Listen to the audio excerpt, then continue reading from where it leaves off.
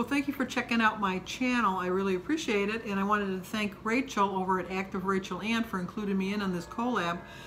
Please check down below in my information box. I have links to her channel along with everyone else that's doing this collab. She said that she wanted to do a video getting back on track after Valentine's Day.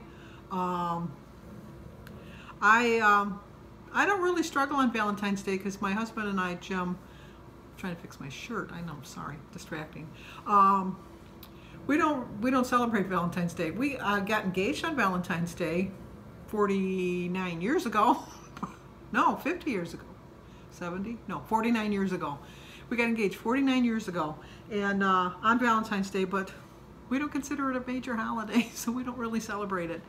But I've been struggling a lot lately, and I like to just do this video. I'm going to do it. I don't know exactly how she was planning on doing it, but this is the way I'm going to do it. I'm going to do different things that are going to help me get back on track. And just some different items that you really should have to help you stay on track. The first thing which you really should have, and not everybody wants it, I got to stand up for one moment, please, is a good bathroom scale. This is from eTech City. What I like about this scale is that it not only tells you your weight, but it tells you your body mass, your bone density, and just different, you know, like different things, a whole bunch of stuff.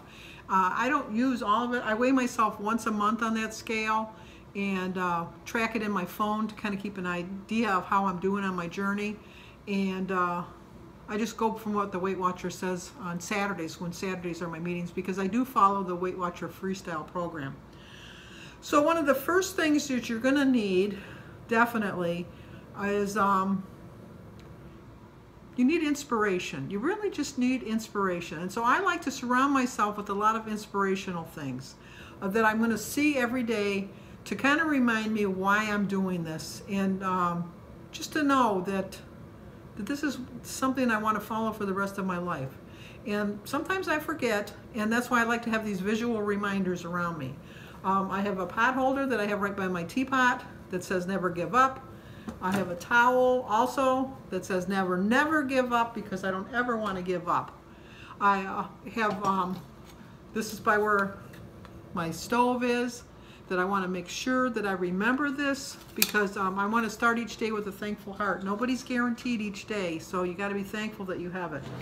I have this on my sink, and it has little quotes that I like to read to remind myself of, and I just stick it on the side. I just keep my laundry pads in here for the dishwasher. I keep those in there. But also what I'd like to have around me is, if you follow my channel, I love, love, love quotes. So I have a bunch of books that I go by. I read from this book, and I read from this book, and I also go on a website online called weightlossquotes.com, and then they list all the different things. It's like you can look for look for when you're like motivation, inspiration, if you're struggling. They have all kinds of different things that you can look, and then you look for a quote. I also start each day of my own in prayer. I make no apologies for my faith in God. I make no apologies. I don't not inflict. I don't force it on anybody, but this is just who I am, and I do say prayers every morning and every night. But I like to read anything that's inspirational. I'm not really a Bible reader. I grew up Catholic, and when I grew up at the time when I was growing up, they just didn't believe in Bible studies. I don't know why. I know that's changed over the years, and now that they do have Bible studies, it's just not something that happened when I was growing up. So I've never really, I mean, I know in church they read from the Bible. The first, like we have we have three readings. We have the first reading is from the Old Testament. The second reading is from the New Testament, and then the Gospel is like the works of the apostles. But that's really my only exposure to the Bible that I've ever gotten in my life. So I do a lot of spiritual reading and things like that. Also, what you should have It's just little reminders of your, I follow Weight Watchers, but it doesn't matter. Just follow whatever program that works for you. And just have the little books handy that help you. I see I need to open this one. I haven't opened this one yet, Meal Planning 101. I think I might open this one soon. And then just my first book, Welcome to Weight Watchers. So, and I should have probably mentioned this earlier. I'm not going in any particular order. Is you should have, like I have this little book that I got from Carrie over at Weight Watchers with Carrie. I keep all of my little charms as a reminder of how well I'm doing. And I keep track, I have all of my books from when I started. And what I like to do is, because Weight Watchers no longer gives you out stickers, I put my own in the book. I keep track myself at how well or how badly I've done just by looking at my stickers in my book. And it just gives me that little incentive that I need. And it works for me. And I also have all of these stickers and things like I can, I want to show you the address. All of these different things like here that show me, you know, like different stickers that I can use in my book, which I do use. That went flying, sorry about that. Also, if you don't have the little Weight Watchers book, just go get a little pocket calendar. You know, go to Hobby Lobby, go to the Hallmarks at the end of the year and get them. And then just keep track of them that way. Because I really do find that it really makes a difference if you track it. Always enter whether you gained or you lost. Be accountable to yourself, because you really need to be accountable to yourself. I also have journals all through my house. Everywhere I go, I have a journal that I've written stuff down. I've got that journal, I've got this journal, and I write in all of them. Different things I write in different things. I got this one. This one's already full. I've already used it. This one's just about full. I'm not going to be moving along. I have this one. As I told you, I have them all around my house, all in different rooms. If I want to write something down, I just grab my little journal, and this one's all full too. And this one's full too. I track all of my meals, and so a lot of times I go back and look at them to see if I've done well or if I've done poorly. And it helps me to stay on track, because if I have a really good week, I like to see, oh, what did I do that made me so good that week? Or if I've done really poorly, I think, what did I do this week that made me do so poorly? I also have, I am superstitious, but I have my little lucky charm that I hold before I go to meetings. It just, silly. I know it's silly, but it's just something that I do. I like to have a little bit of a lucky charm. Also, what you should have, definitely, is measuring cups. And you should have more than one set, because I got that set, I got this set, I got this set, I got this one. You won't have an excuse if it's dirty and you think, oh, I don't really want to wash that measuring cup because I just don't have the time to wash. No, you got enough measuring cups that you can. The same thing goes for your measuring spoons. You got to have lots of measuring spoons, because the measuring spoons help you out tremendously. You want to be accurate. I have fallen into the bad habit of eyeballing it. And now that I'm back on track and I'm kind of paying attention, I have come to realize that I've been a little bit too generous. My little half cups have got a muffin top on top of them, and so I'm kind of reining that back in. Also, you want to make sure you have a good peeler, because you want to peel your foods. Get a good core for like the ends of the tomatoes or the berries that you buy. This works perfect. I got these at Pampered Chef. And I like this because it's really nice. You can put like an egg, strawberries, bananas, and it slices it perfect. And it's really good for like if you're making a salad and you want to put the egg in, it'll chop it up really well. Also a cheese grater, because you just want to get a little bit of cheese flavor on something. You just scrape it, and that works. Excuse me. You always have to have a good knife. I got this at Pampered Chef. It's always sharpening, so it's good. I eat a lot of grapefruit, so you want to have a good grapefruit knife, or just like a good knife to use for your vegetables and stuff. Once you're chopping things up, you want to have something to scoop all your vegetables up, so I have the scooper. And I do use all of this stuff. I know you're thinking, oh, she got all that stuff. This is pretty cool for an apple. It's a little hard sometimes to press the apple down, but it puts it on all the perfect slices, so I do like that. A melon scooper, which I like that too. I like this too because if you don't really want the seeds in the cucumbers or things like that, you can just do that, put it through, and it'll pull them all out. That's really cool. Oh, what else I use? Oh, I have my own little jar opener because I've reached the age where it's hard to open jars. They're so tight for me sometimes. It makes it really difficult. I buy the solid black cheese and I grate it myself. And once you grate it, you can keep it in this container, or you can freeze it, which I freeze cheese and I don't have any problem with it. I freeze a lot of things. I freeze, even like American cheese or any kind of cheeses, sliced cheeses, I freeze them all the time and I don't have a problem with it. I also have more than one thermometer for when I'm cooking food.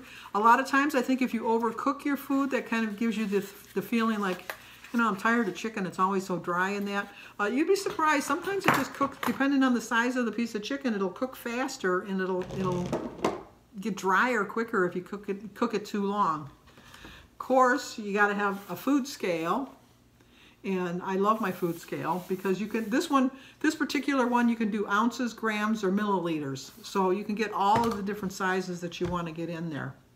Also, try to find stuff that's going to make it easier for you in the long run, so you don't have to keep guessing. And this is just a 1 cup size. So if I have soups in here, I don't have to worry about measuring out to see exactly how much soup I have. And obviously when I'm making my recipes, I can just put it in there and know it's a cup. And I know that this is a 1.5 cups because you can see the difference. So I measure it with that. When I'm going to have spaghetti sauce or anything, I found a ladle that's a 1/2 cup ladle. So when I'm scooping, I don't have to worry about measuring or anything like, well, I measure, but I mean, I don't have to get the measuring cups and everything out because if I'm scooping my stuff, I know it's from there. I also have a good Sharpie because a good Sharpie, when you get your groceries home, use the scanner, write right on the package exactly how many points it is. It saves you time and money, really, because then you're not going to be eating too much and you're going to know exactly how many points it is and it's not going to take too much time up.